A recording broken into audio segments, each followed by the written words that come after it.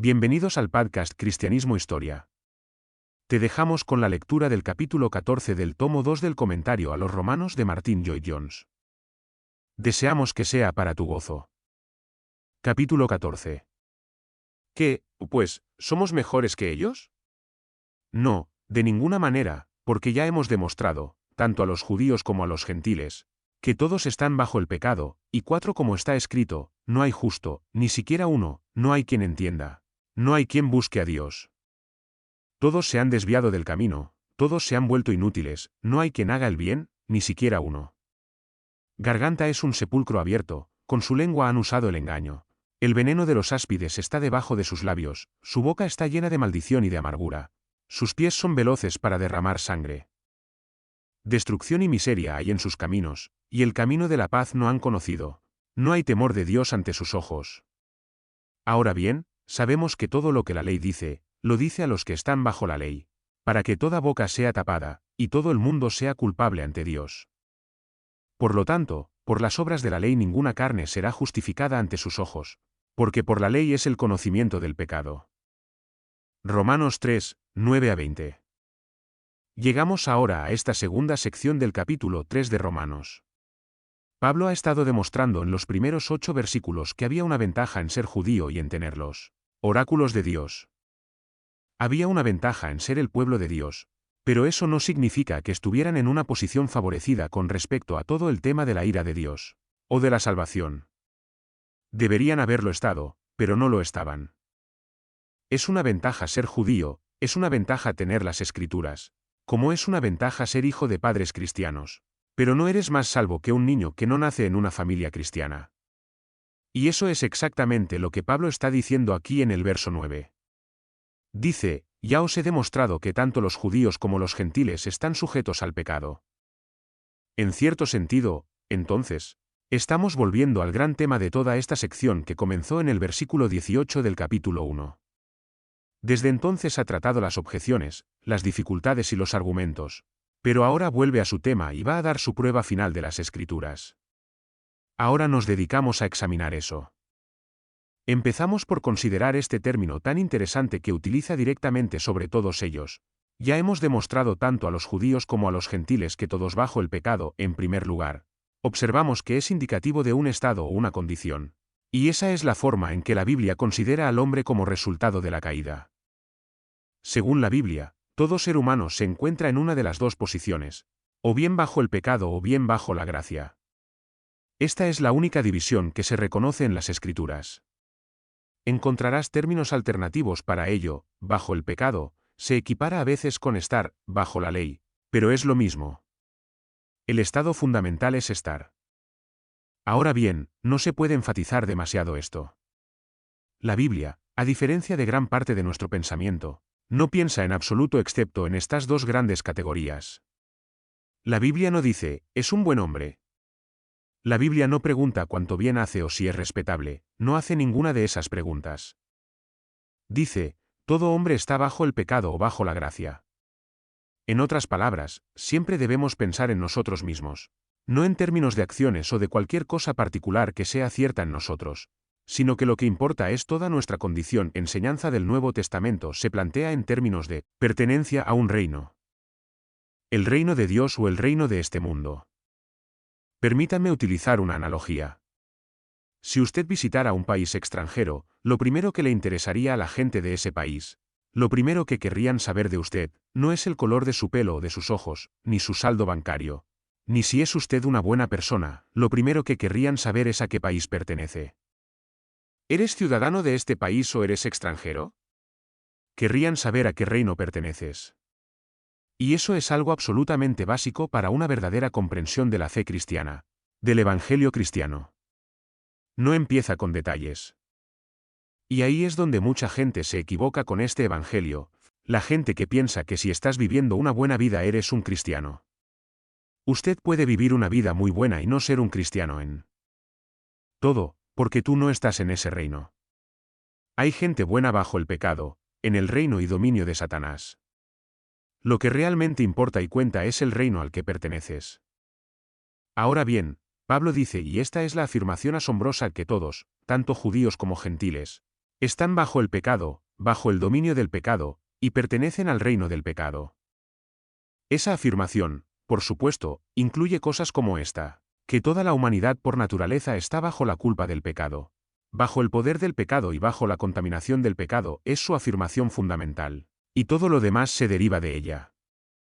Y noten que dice que todos están en esa condición. Judíos y gentiles, cada individuo entre ellos. No es una especie de declaración general sobre los judíos en general o los gentiles en general. Como voy a mostrarles más adelante, el caso del apóstol es que esto es cierto para cada individuo. De hecho, podemos ir más allá y decirlo así. El caso de la Biblia es que esta es la verdad sobre todos los que han nacido en este mundo, desde la caída. Todos nacemos bajo el pecado. Esto es simplemente un postulado bíblico, es algo que la Biblia dice sobre todos. Los niños no nacen inocentes. Nacen bajo el pecado, con el pecado en ellos, nacen con la culpa de Adán sobre ellos. Tienen la contaminación de su naturaleza. Nacemos pecadores, todos bajo el pecado. Y ese término, bajo, creo, nos da la impresión de que estamos bajo la autoridad, que es todo el reino al que pertenecemos. Por lo tanto, el apóstol aquí está estableciendo como su postulado fundamental que, como resultado del pecado y la caída, esa es la condición de cada individuo humano hasta que nazca de nuevo y se regenere. Ahora bien, es importante que comprendamos esto porque, a menos que tengamos alguna idea de lo que realmente sucedió cuando el hombre cayó, nunca tendremos una verdadera concepción del Evangelio mismo. Hay un sentido en el que nunca entenderemos por qué el Hijo de Dios tuvo que venir a este mundo, y especialmente por qué Fie tuvo que morir en la cruz, a menos que nos demos cuenta de lo que sucedió cuando el hombre cayó. En el principio, Dios hizo al hombre y lo convirtió en el representante de toda la humanidad, por lo que su acción tuvo sus consecuencias sobre toda su progenie. Cada uno de nosotros es Bomen Adán. Esto se enseña más adelante en el 5º capítulo de esta epístola, y también se encuentra en Corintios 15 en el argumento de Pablo, como en Adán. Así en Cristo. Y así sucesivamente. Pero aquí se trata de como en Adán, y como todos somos descendientes de Adán, todos nacemos bajo el pecado. Es lo más cataclísmico y devastador que ha ocurrido en este mundo. Y esa es la forma bíblica característica de describirlo y verlo. Así que, después de haber hecho su declaración, de haber establecido este postulado fundamental, el apóstol pasa a probarlo. Ya hemos probado tanto a los judíos como a los gentiles, que todos están bajo el pecado, como está escrito. Y entonces viene esta gran cadena de citas bíblicas, esta cadena de pruebas.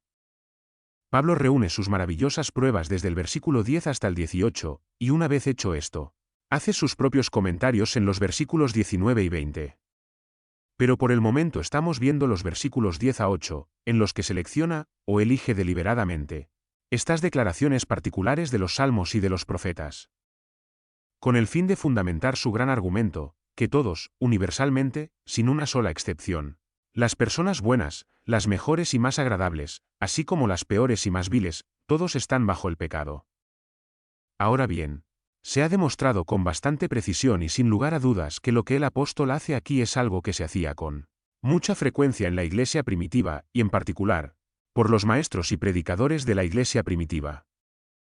Sabían que ciertos argumentos eran particularmente valiosos, y cuando trataban con judíos sabían que nada ayudaba tanto a su caso como poder probarlo y fundamentarlo desde el propio Antiguo Testamento. Los judíos creían en las escrituras del Antiguo Testamento. Eran los oráculos de Dios que les habían sido dados. Muy bien, dice el apóstol en efecto, esto es lo que dicen vuestras propias escrituras. Aquí tiene una lista y es interesante especular sobre ella.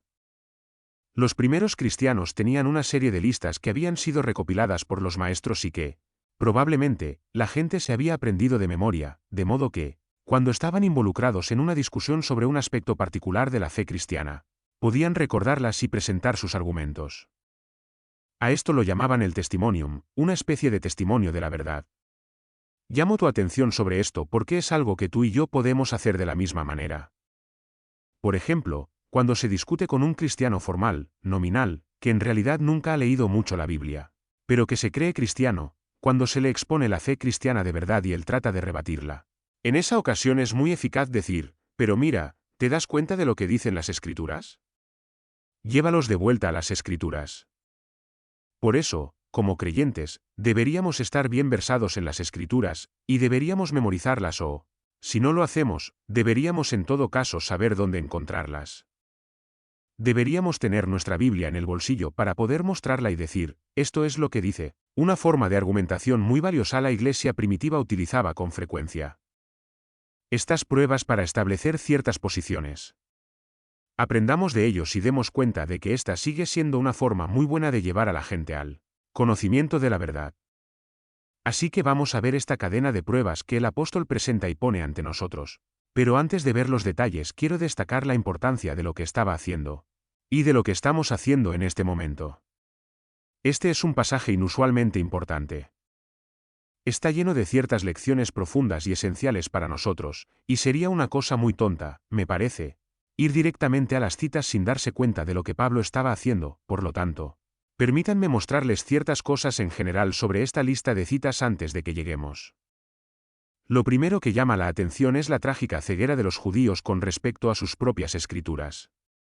Allí estaban, jactándose del hecho de que tenían los oráculos de Dios y que ninguna de las otras naciones los tenía, estaban muy orgullosos de ese hecho, y sin embargo toda la tragedia de los judíos era que no conocían sus propias escrituras.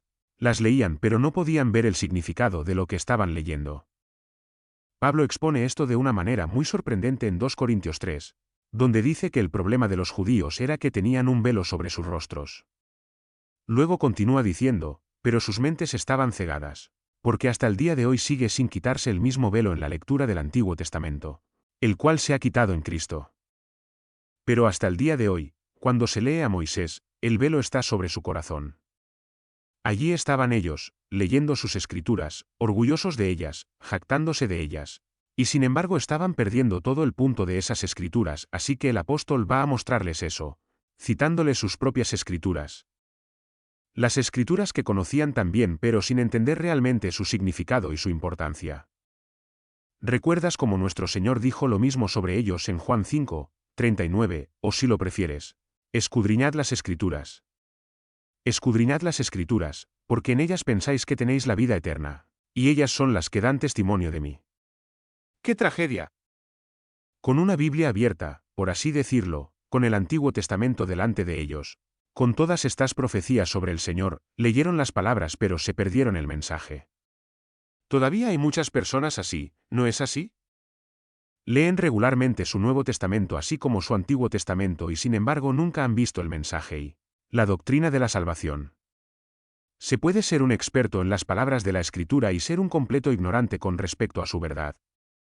Es la lección aterradora que obtenemos de estos judíos. Estos expertos en las Escrituras eran ignorantes del propio argumento, del mensaje y de la enseñanza de las Escrituras. Estas citas nos lo recuerdan. Pero en segundo lugar, y esto es lo más importante que el apóstol tenía en mente, por supuesto, este pasaje demuestra la universalidad del pecado.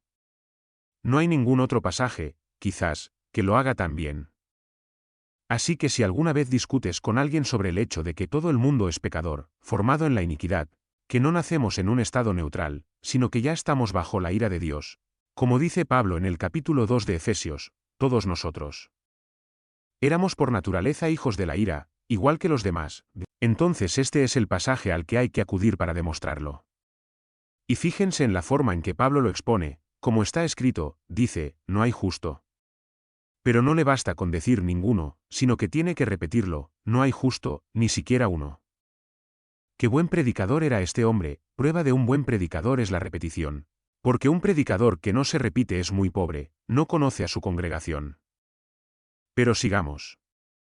No hay quien entienda, no hay quien busque a Dios. Todos se han desviado del camino, todos se han vuelto inútiles, no hay quien haga el bien, ni siquiera uno. ¿Lo ves ahora, la universalidad del pecado? No volvamos a ser tan tontos como para hablar de una persona agradable o buena, o de la cantidad de bien que haga, como si eso supusiera una diferencia cuando nos enfrentamos a la cuestión de la salvación. Esta es la afirmación fundamental, ni uno solo. El pecado es universal, sin una sola excepción. Nunca ha habido una excepción a esta regla desde la caída del hombre en los albores de la historia. Este es el pasaje clásico que lo demuestra. La tercera cosa que notaría es que aquí se nos muestra de nuevo Quizás incluso más claramente que en la segunda mitad del capítulo 1, el carácter terrible del pecado. Esto se debe a que, después de todo, en el primer capítulo estaba tratando principalmente con los gentiles, los paganos de aquellos tiempos. Aquí, está tratando con todo el mundo en todo momento. Y aquí vemos un cuadro de cómo es realmente el hombre en sí mismo, por su nacimiento natural. Aparte de la gracia de Dios en nuestro Señor y Salvador Jesucristo, y es un cuadro terrible, pero, por desgracia, es un cuadro verdadero. Mi cuarto comentario es que es esencial entender este hecho antes de que podamos entender verdaderamente el Evangelio. Ahora el apóstol ha anunciado su Evangelio en el capítulo 1, versículos 16 a 17. No se avergüenza de él. ¿Por qué no? Porque es poder de Dios para salvación a todo aquel que cree, al judío primero, y también al griego. Porque en ella se revela la justicia de Dios de fe en fe, como está escrito, el justo vivirá por la fe. Pero, ¿por qué es necesario que Dios haga algo? ¿Por qué necesitamos el poder de Dios para poder salvarnos? ¿Por qué es esencial una justicia de Dios? Esas son las preguntas.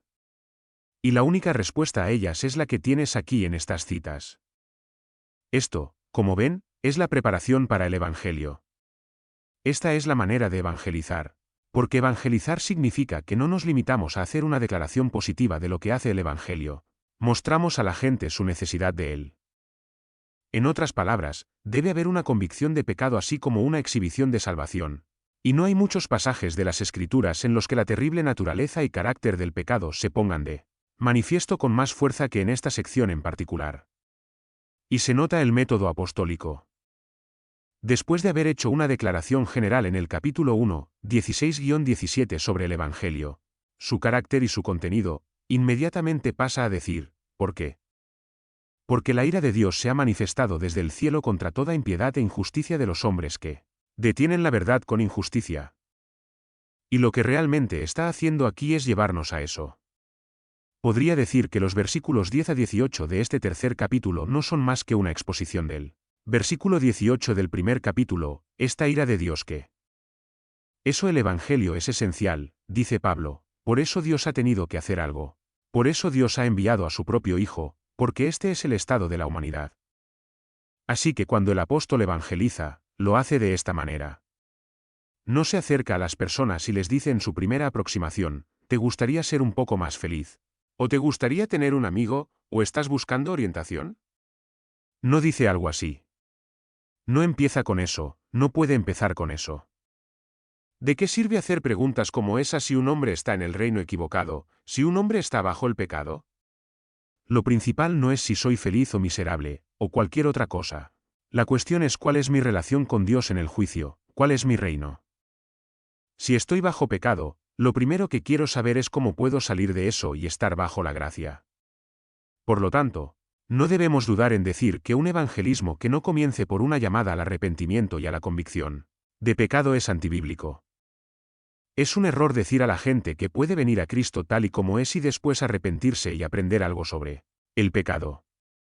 El apóstol no lo hace, y me parece que nadie debería hacerlo tampoco, por esta razón. ¿Qué significa el término Salvador?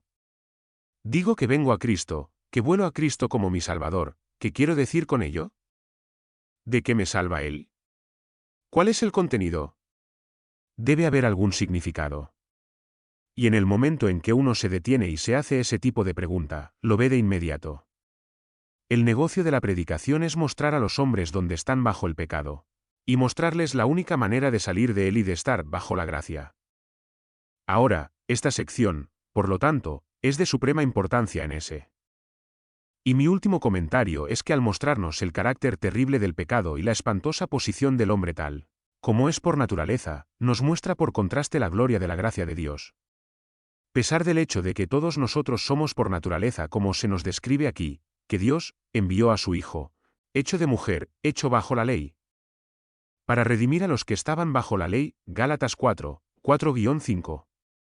Al mirar la negrura y las tinieblas del pecado, por contraste se ve la gloria resplandeciente de esta asombrosa gracia de Dios. No sé cómo te sientes tú, pero cada vez que leo esta lista, a medida que va de mal en peor, empiezo a decir de nuevo, ¿hay alguna esperanza? Y, sabes, la hay, y no es otra cosa que la gracia de Dios. Es la negrura y las tinieblas las que, por contraste, muestran la gloria y el esplendor de la luz.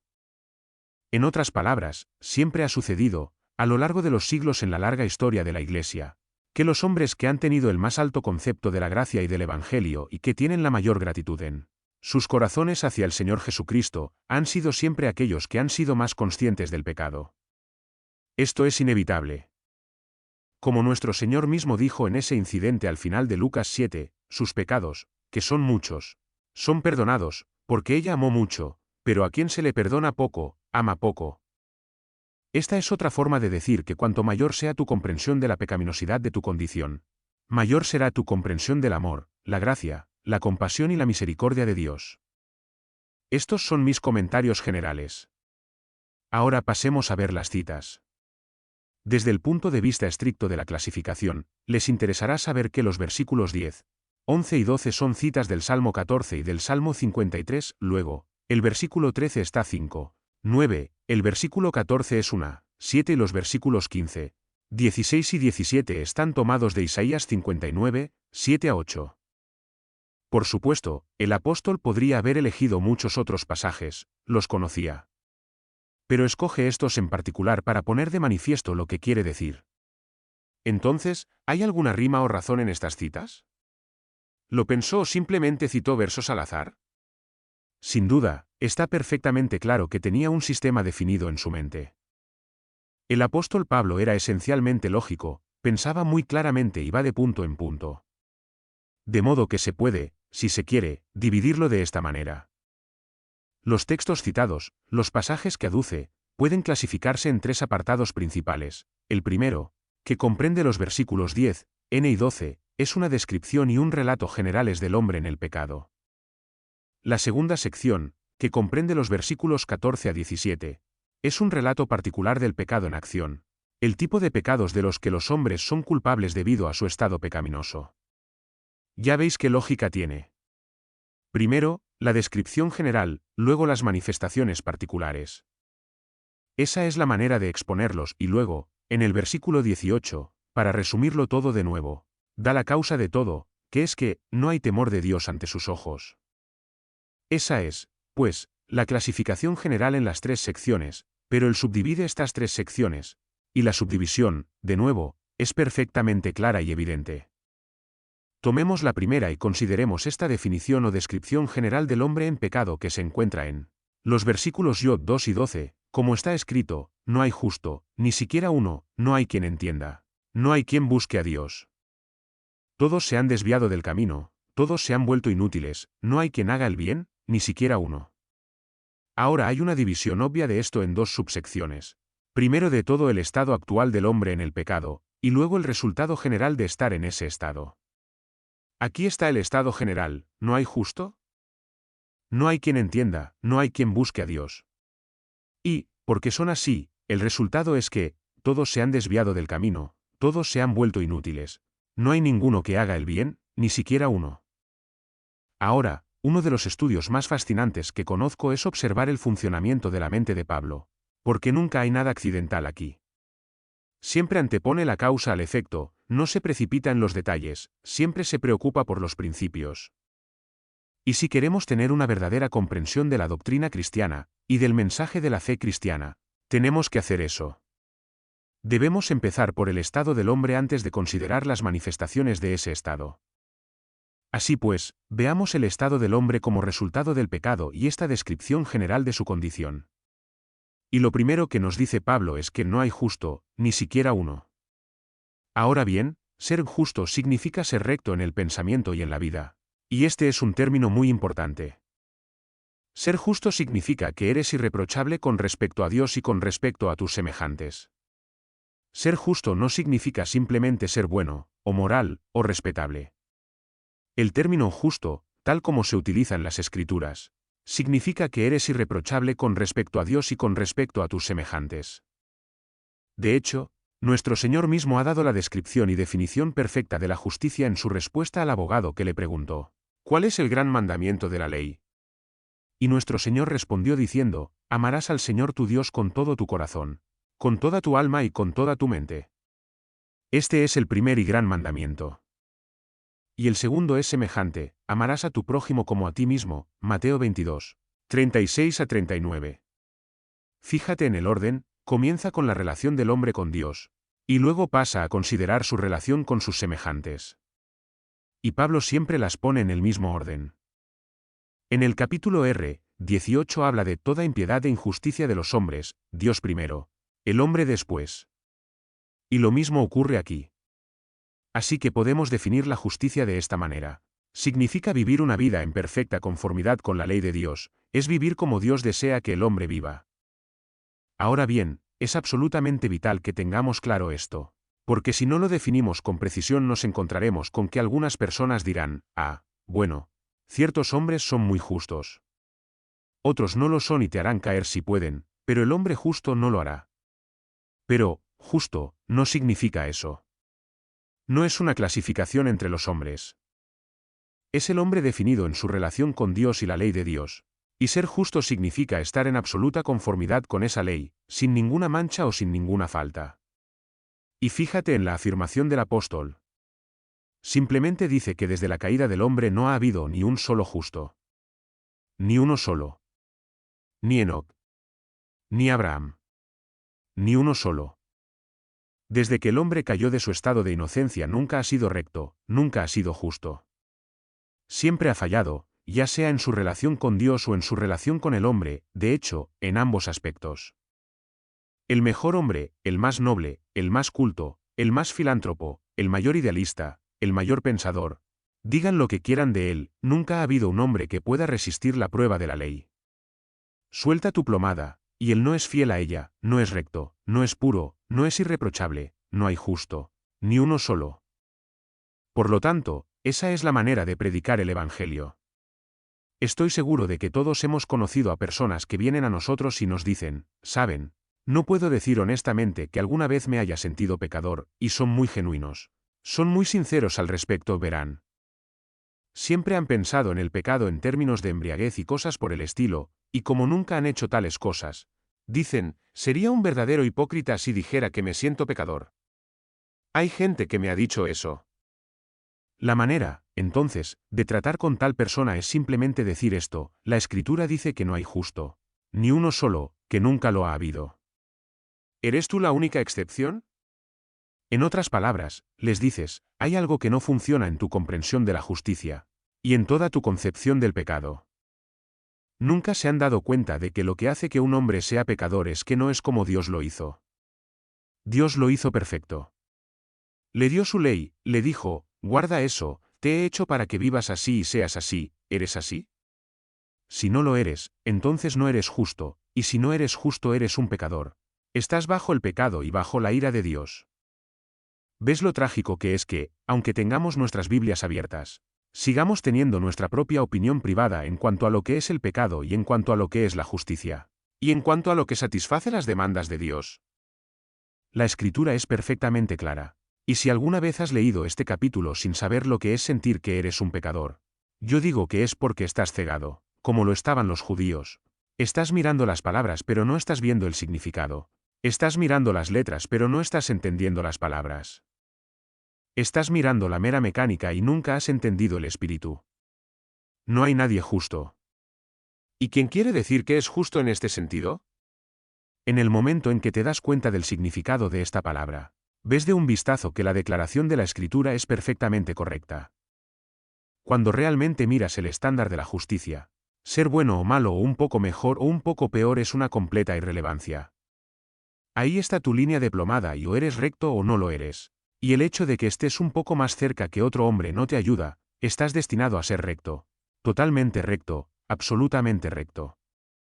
Y no ser recto es pecar, ofender a Dios, estropear su perfecta creación. Y, por desgracia, como he estado diciendo, el resultado de la caída, y el resultado del pecado, es que este es el estado de cada ser humano que ha venido al mundo desde que tuvo lugar esa espantosa calamidad. Esta es una doctrina muy profunda. Esta es la razón por la que algunos de nosotros todavía decimos que hay que aferrarse a los primeros capítulos del Génesis y que no podemos cooperar, ni siquiera en la evangelización, con la gente que no se aferra a ellos, porque no sabemos muy bien qué clase de Cristo están ofreciendo. Y no sabemos muy bien para qué lo están ofreciendo, esta es la posición bíblica y bíblica. Se comienza con este hecho fundamental, que todos son injustos. Permítanme resumirlo así, el predicador nunca necesita conocer los datos individuales de su congregación. Eso es lo maravilloso de la predicación. Al predicador no le importa quién esté sentado ante él, no necesita saberlo, no debe interesarle. ¿Por qué?